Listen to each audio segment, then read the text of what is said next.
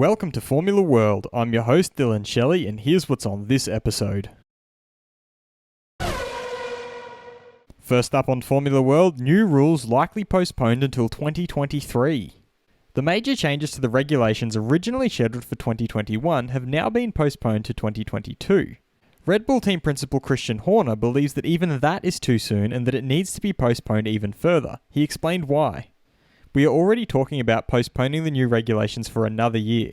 I think it is completely irresponsible to bear development costs for 2022 in 2021. It looks like an agreement has already been reached on this matter, but only the FIA has yet to acknowledge and ratify it. Then we can move those development costs to 2022 and start the new rules in 2023. He also shed some light on how decisions are currently being made in F1. During the stop, we have a moment of discussion every week. It's fair and logical now that everyone sticks to the same rules and to stop until everyone is able to get back to work. The fact that all teams interact so positively and proactively in this day and age is beautiful. It reminds me a lot of the financial crisis of 2008, but it goes much further than that. Aston Martin F1 official for 2021. While the rebranding of Racing Point as Aston Martin from 2021 onwards was pretty much confirmed by multiple sources, it has now been made official. The team released a statement concerning this while also highlighting that it will be a fully fledged factory team for the brand. Aston Martin's return to Formula 1 is confirmed. The 2021 season will see one of the greatest car brands, Aston Martin, return to the grid as a Works F1 team, continuing to operate from its base in Silverstone.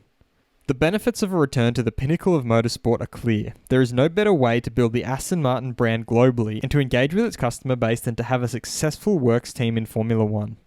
The sport demands excellence in design and engineering and relentless innovation, much of which will be shared with the engineering and development teams at Gaydon and will progressively be incorporated into the future generation of cars, particularly the planned range of mid-engine cars.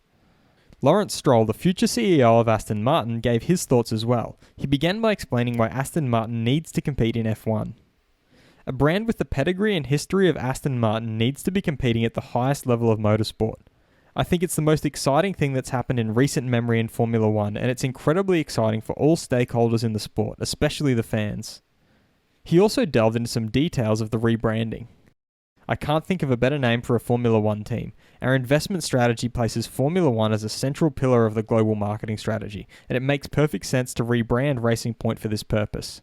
With the Aston name comes more pressure and expectation. We will need to be competitive from the outset, but I have no doubt the team at Silverstone will rise to the challenge and do the Aston Martin name proud.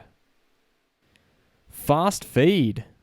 Silverstone officials have reported that they will need at least 12 weeks to prepare for a Grand Prix and said that it is important to stress that the logistical and sporting arrangement of other organisers are different from Silverstone's.